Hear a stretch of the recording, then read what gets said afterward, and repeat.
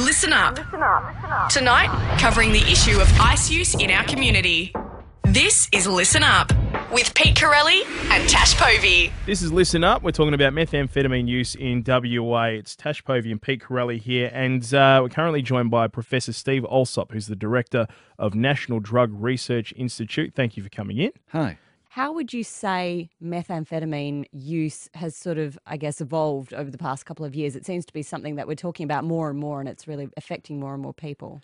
At first glance, it looks like a contradictory picture because clearly we've seen a significant increase in methamphetamine-related harms, whether you're talking about ambulance call-outs, the problems that our police might have, families, emergency departments.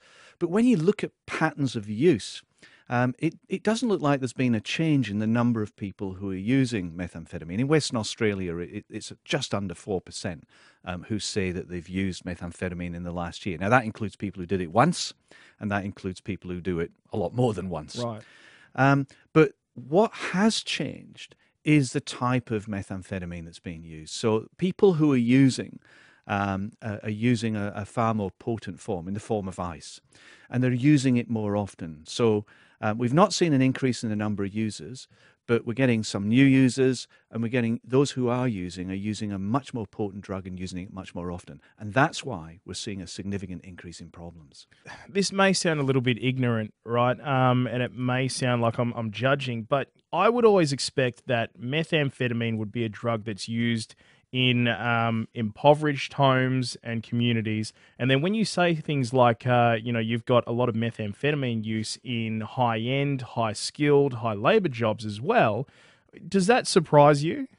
Not now, not having worked in this field for so long, no, because it's a very common phenomenon. People who are not well connected to school, not well connected to family, not well connected to adults, people who aren't as socially competent and academically competent at school, who live in more impoverished circumstances, they are at higher risk. But there are also people who come from incredibly privileged backgrounds, who have great opportunities, who nevertheless might try methamphetamine because their mates are doing it, because they're curious, because the nature of their job, for them, it's a way of relaxing or waking up so that they can go out and enjoy a good time on a Friday or Saturday night. That might be how people get into it. Right. But of course, then as they become more enmeshed, as some people become much more enmeshed, then of course they start losing a lot of those privileges and those opportunities and those capabilities. The thing that immediately comes to my mind when you say early on is about educating the public and educating families on what the warning signs are of when somebody in their family might start using methamphetamine. Yes, and you can hear the hesitation, but what you don't want to do is make families become detectives in their own home. The biggest preventive one of the biggest preventives is living in a supportive, loving environment. And if you said to me, and I often get asked this, what are the symptoms of drug use amongst young people, or the risks of drug use starting? Well, young people who don't do as they're told, who stay up late, don't get up in the morning, are grumpy in the morning when they do get up, don't do their homework when they should. Now, those are the symptoms sometimes of adolescence. So you've got to be careful that you don't create this panic. But what you need to do is ensure, families are often impacted by methamphetamine use in particular. It's not just the consumer, it's their families, and they're distressed. So if we see that families have a critical role in helping prevent and respond to drug use, then we need to help families who are good communication, understand what the risks are with drug use, are supportive, and recognizing that when families get into difficulty, we need to support them. That tells us it's not just telling mums and dads, go and search the bedroom to see if you find this, or if they're listening to this type of music, be suspicious. What we need to do is say, look, here's some information that might be useful about alcohol and drug use. Here's some things that we can actually do.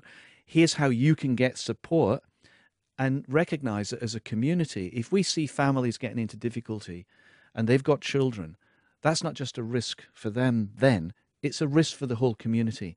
And the evidence tells us it's worth investing in strategies with vulnerable families, because that helps prevent mental health problems, it helps prevent a whole range of other things, it helps people perform better at school, and it helps prevent drug use. So we've spoken about what kind of leads people down this path. What kind of options are there, if they are there? there's some good evidence about what we can do. Importantly, some of that evidence tells us that people who become dependent on methamphetamine, they're much harder to engage in treatment. And when they do come into treatment, it's much harder to keep them in treatment. But the other evidence tells us that if we're successful at getting people into treatment and keeping them there, they do very well. So what we should be doing is ensuring that people have good access to treatment. We should be ensuring that we have assertive outreach.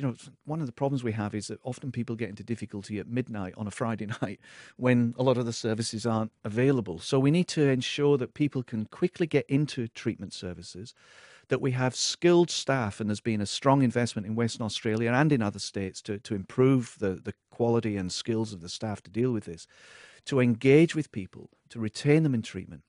And then what the evidence tells us is people affected by methamphetamine probably find it just as easy to give up as many people find to give up other drugs, or just as hard is another way to put it, but they may find it harder to stay stopped.